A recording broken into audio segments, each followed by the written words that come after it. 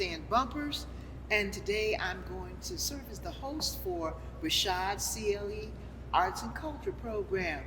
And in keeping with our goal, we are going to highlight some of the wonderful contributions of our American veterans, of our African American veterans, and the importance of their contribution to the evolving arts and culture in our country. And Mr.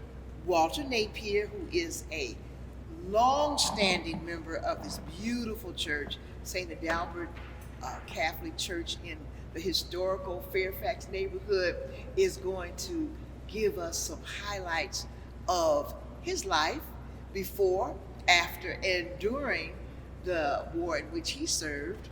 And this is going to hopefully let us realize the importance of the African American contribution, not only as a veteran, but also as a person growing up in Cleveland. Hi there, Mr. Napier. How are you doing today? Good morning, Ms. Bumpers. You know, when we talked earlier, you told me about the very first time you saw a soldier, and I'd like to hear a little bit more about that experience. Well, that was a family reunion. It was my uncle, my father's brother. He was a Navy lieutenant, and he was involved. He was at Pearl Harbor when he was involved. He was blind, and the government at that time gave him a seeing eye dog. And my cousin, his son, received education, and they purchased him a home in California. I was taken back by this because I wasn't really sure.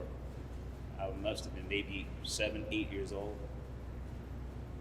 I was really astonished to understand, I should say not understand, but to comprehend some of the things that actually went on at that particular time. I was totally unaware of it. And so you didn't have that much contact with your uncle or anybody in the military after that. A lot of stuff was going on, though, in the 50s in Cleveland and other parts around the nation.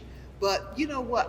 One of my son's friends did get involved with his idea about the military when he was just a teenager. He was only about 14 or 15. He saw a picture of West Point and decided at 14. So how old were you when you decided that you were going to make the military part of your adult life? It was a hodgepodge. I wasn't really sure about the military, and I wasn't really sure about college. But as I grew,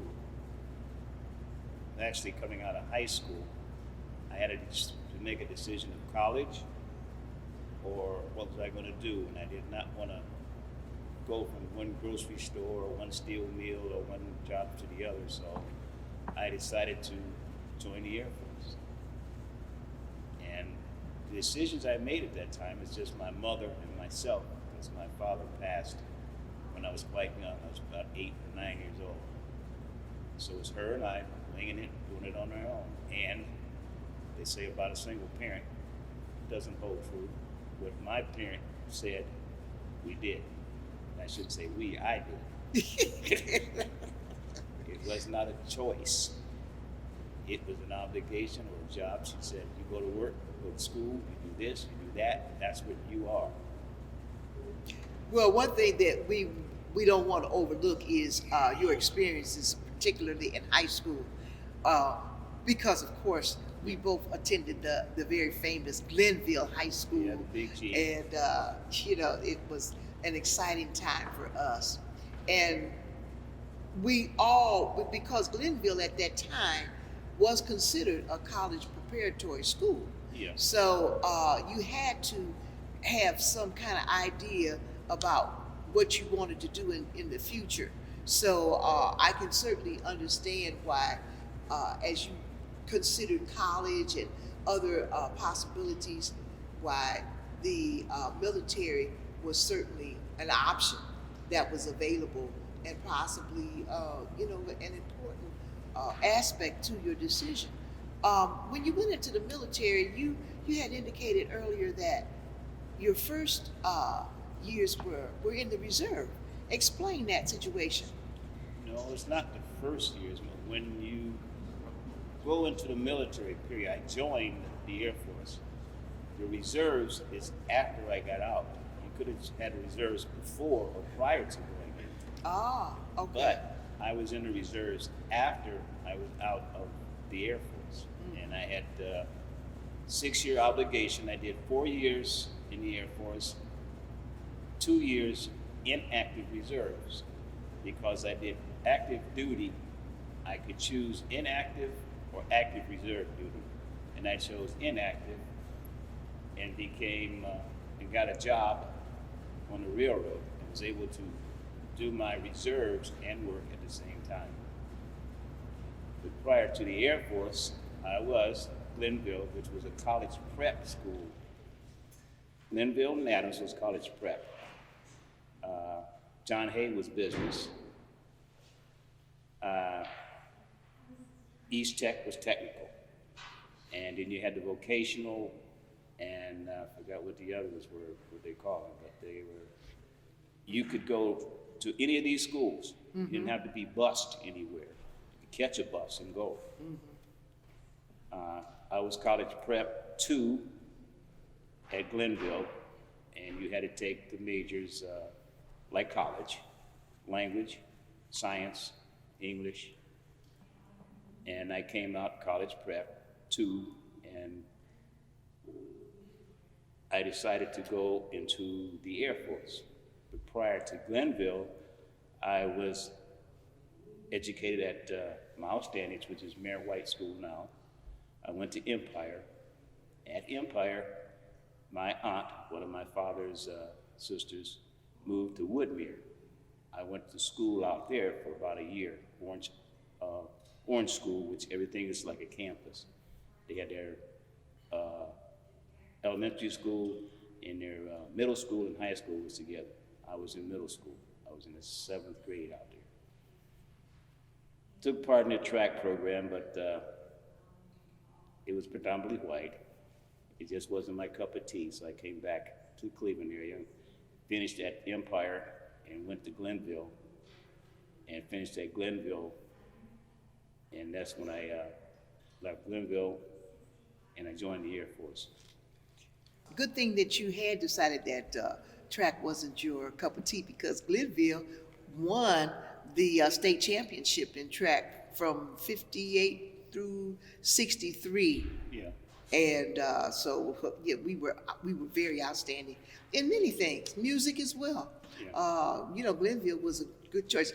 Now, you were telling me at one point about your lovely wife, Louise. And so you guys you're kind of childhood sweethearts. Kind of, yes. We were touch and go, hitting. When I would come home from the service, I would write her and let her know, because her sister was married to a Navy guy, and she'd go visit them during the summer when she's off work or out of school. And during this period, I would write and let her know, because I came home like once a year. I had 30 days, and I came home, I spent those 30 days, went back and accrued my leave for the next year.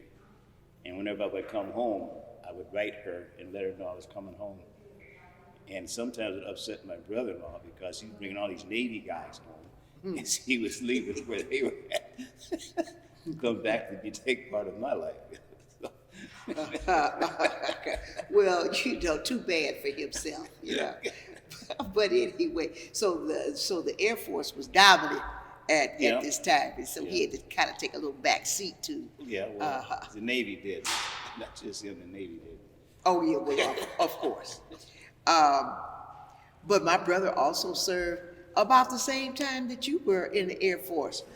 You were in where were you stationed while you were in the Air Force? I was at Gut Bank, Montana, and you said that your brother was in Alaska. Yeah. So more than likely, him and I were in the same command. It was Air Defense Command. Probably. Because they had what they call the early warning line that was up Alaska over Canada. Mm-hmm. The Pine Tree line and the Dew line. Those are all areas that were, at that particular point in time, communist Russia was right across from Alaska and whatever. If anything came in from that way, the radar would pick up, because I was in a radar squadron up there. Radar would scan, pick up bogeys, as they call it, or whatever was coming in from, that was being relayed there. Where your brother was at, he probably relay into Canada, from Canada to into the United States. And you know, it's amazing the contributions that the armed services make in general to the evolution of our culture and to medical field, to so many different things. I met a guy that had served in the Korean War, and he said he was 3 inches shorter when he got out of the service because he had been injured, and they had actually taken 3 inches off of his leg and rejoined him. And it's just amazing the things that the military did, and because of the service of military people, and just tremendous contributions. You know, I want to know a little bit more about, I'm really curious about how you met Louise and how you guys came together and ultimately, of course, got married and had your wonderful son. So, you know, tell me a little bit about that. Like I said, we met just periodically. I was working, she would come to the store shopping for her family, and she was more likely she would pick with me. She started calling me lazy boy because then, closing up these small stores, they had sawdust on the floor, and you had to broom it out and clean it out, so the health department would come in and check to see what was going on. But during the week, we just sweep like the edges around and there was cans that was there. They used to restock the shelf, but we would push this sawdust there and cover those cans, and we wouldn't take it out till the end of the week, like a Thursday mostly, because that's when the business started. People come to shop. And she saw me doing this, and that's when she got calling me lazy boy, because I wasn't taking up all the sawdust. So we started talking from then, and I had to tell her my name, because that's what she called me, was just lazy boy.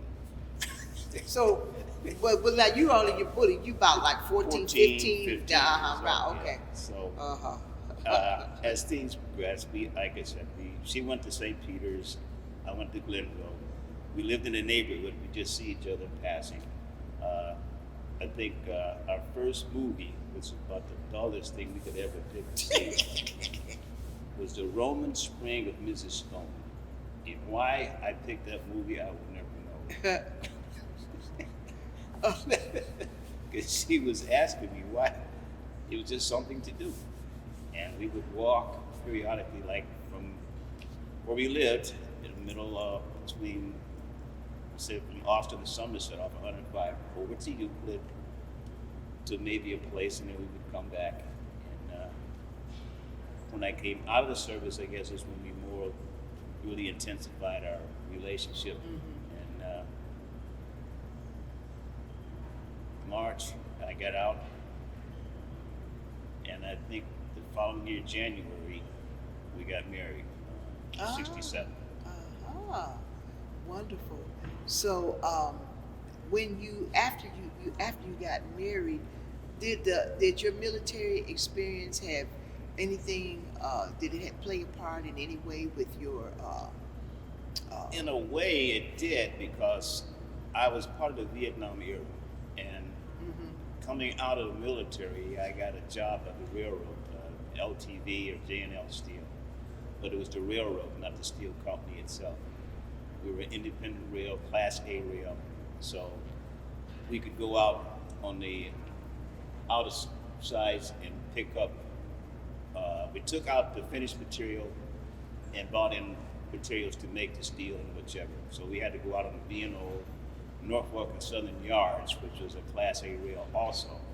So you had to adhere to their rules and their laws. I got a job there. In doing this, the government had an OJT, as they call it, on-the-job training program for all those that was out of the military that was applying for a job anywhere. The government would pick up, would pay part of that training. Mm, mm-hmm. So it upset few of the people that was of non-color that I was making like 10 cents an hour less than they were, and I was a newbie. Oh, so that but you had that extra experience that you were able to bring. I bought the military down there, which Right. most of them had, but with the Vietnam, the government paid that extra to not make sure, but to help the military personnel get a job, rather than just wander the streets and, like back when I was a kid, just nowhere really to go. So they helped us get a job. If the companies were ready to pick up that OJT package, as they call it, on the job training, and pay a person pay to have his the military experience, have the military work for the railroad or wherever they might want to go to. Well, it sounds like the military did have some impact on your life as you move forward, and Yes. and so that's the good news.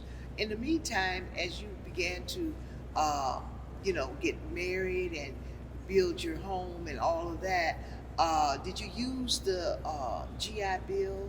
Yes, I used the GI Bill. Matter of fact, the home I'm living in now, I purchased the GI. As a veteran, and I'm part of the veterans, part of VA now. I got my COVID shots through the VA. I go over and I get my eyes and my feet checked. But I also have an outside doctor or another doctor before I joined the VA. So I'm keeping covered both ends, I should say, outside, and I get a little information from the outside, and I get a lot of help from the VA when I do that. You have a wonderful son. I know Jimmy very well, of course. And, I'm just curious. They say that military men are often strict, as they are rearing their children. And I'm just curious, did you use some of that military strictness? Yes, I had the rules. If there was something to be done, he had to do it if I was asking. He wasn't... he started out as a little guy to wanted his own job. He had a bubble gum machine that was giving me money to get his bubble gum out of it. He didn't want that. He wanted his own job so he could have his own money so he could put in that machine, which was a piggy bank because he saved it. So we told him he could empty the trash cans, and that way he could make a little money to use that. But we also expressed to him that that was not going to be a pay wage. You're not going to get paid for grades. You're not going to get paid for doing your laundry. You're not going to get paid. That is the only thing you're getting paid for. That's your allowance. Other jobs around this house, your mother do, I do, we will do it as a family. I called him one time I was working. It was snowing, and we had snow up there. And I had to leave to get home. So I asked him, I called and asked him to make me a tire track so my tires could get up off the street. And the guy saw me coming back from the phone booth at my job. They asked me, what are you doing? So I called my son, told him to show me a pathway so I get off the street. I said, you didn't do that. I said, yes, I did. He's home warm. That's your job. His job is to I just want him to get me off the street so we can go to sleep and we both get up and we'll shovel the driveway later. And they looked at me and laughed at it. They thought that was sort of strange that I would do that. No, he lived there. He helps me. I help him. You know what? That is so. That's so veteranish. That is really wonderful. What kind of entertainment did you? Of course, you were inactive for a good portion of your military experience. But what do they do for entertainment, or whatever when they're not actively involved in a war or conflict? The Air Force wasn't, well, we flew what they call sorties when I was in Texas. I was in the fighter squadron. We had different activities we did on base, but mostly we went downtown or went someplace. They had the movies, but we mostly had places where we hung out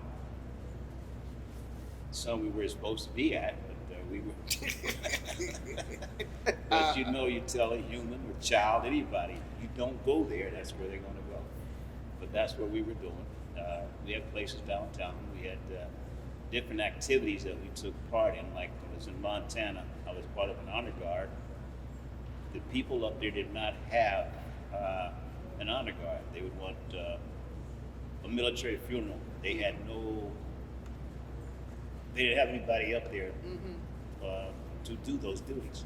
So they asked my commander about it. He put together, he asked the sergeant to do it. And we did military funerals. We went to Canada, did a couple of parades for the Queen, and they loved their Queen. You don't say anything negative about the Queen. Now we talk about a president and whatever here, but up there, you say nothing negative about the Queen. That was them. And we learned that, a few of us learned the hard way. But disrespect, and we got respect. We put on an exhibition up there of drill. After our parade, they wanted us to prove performance inside of a place like the Q downtown. So we put on an exhibition down there. We did what they call the Queen Anne salute. And that's where you throw your rifle and you see them in the, probably on TV or whatever, where the gun butts hit the ground. And we had to do this in unison. And 12 of us hit this in unison. We had never did it before. It was like a ripping sound before. But we did this together. And it was in that enclosed building. And it was like, you could feel the chill. Because we did it, we felt it. But that whole place erupted because we saluted their queen.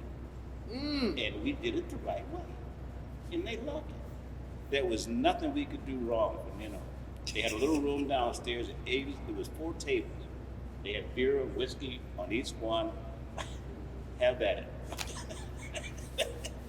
Oh, wow. Yeah, that's what well, we you guys must have been kind of good. Now, well, how did you rehearse? How was this salute choreographed? Because it sounds to me like something that had to be practiced. It was practiced. We had our sergeant went out and he talked to the ranchers up there. They had this big silo, which we learned you don't smoke in these days because the grain that they stored in there is little particles in the air. Oh, okay. If you light a match, spontaneous combustion, those little particles would caught in. But anyway, this is where we practice. We go in there and we would practice these things after our duty hours, because most of us worked during the day, and those that weren't able to make it, maybe sometimes trade with someone else, would take their spot, and then they could come to practice. But that's where we would 3-4 times a week we go to the silo and we would practice, and it was a good place because it had solid cement floor. Well, was the Air Force pretty well integrated by the time you served? No. It was, when we went in, most blacks went to certain areas, like your brother went to communication. Yeah, he went right to communicate, right. I was in supply. That was like the top of the chain as far as going to when you were recruited. After that, there was the military police and the APs or the kitchen. Well, you know one thing, and I don't know what your experience was, but my brother even experienced some segregation. He was in Biloxi, Mississippi, and he tells about the time when he was on his way home and he was at a bus station going someplace to get to Cleveland, wherever, and they still had, this was like maybe 68, and they still had the signs up for colored, or for whites only, whatever. And he had been in the service and in the war. He felt like he's supposed to be able to drink water from every fountain that he wanted to. Well, so he went to that. He went to the whites only fountain, and of course he was admonished, by the security there. But they would not touch him because he was in uniform. They wouldn't touch him. They called for the MPs, to come and take him out, you know. And I just wondered, did you have any experiences? Yes, I had a few of those. One, when I left basic, I went to tech school. The USO, where we stopped to eat, because from San Antonio up to Amarillo, it's like going from here to Cincinnati. Mm-hmm. And we stopped to get something to eat and refresh. The whites were in that door. The blacks came in that door. After I left tech school, I went to Montana. From Montana, I came back down to Texas, Big Springs, Texas. They stuck signs on my door, go home. One big white guy slid into my room, tried to stick a sign on my door, and I left my door open. He slid right into my room, and I looked him right in his face. That hurt him because I knew who he was. Ah. And one thing the man says, nonviolence, that was better than my buddies want to get out their knives and guns and let's go solve this problem. You don't solve that problem. When they came, they thought that I was actually going to be in the kitchen or somewhere because I was put over on the side because my security clearance had to come in. So when it came in, I went to my duty station. Now all these guys that put these signs on my door with a negative response of words on them, they came and looked at me behind my desk. Now they got to work with me on my level. But from that experience, different things that you talk about the military, the one thing that my parent told me, and my mother, I told them thank you. When they get out, they give me a little going away thing. I gave the ladies a thank you card. Nobody ever did that. They loved it. They wanted to keep it as a trophy. Well, we really want to thank you so much for helping shed some light on the experiences that you had, and not only as a military man, but as our veterans. We're so grateful for your service even today. Thank you so much, and thank you for being here with RASHAD.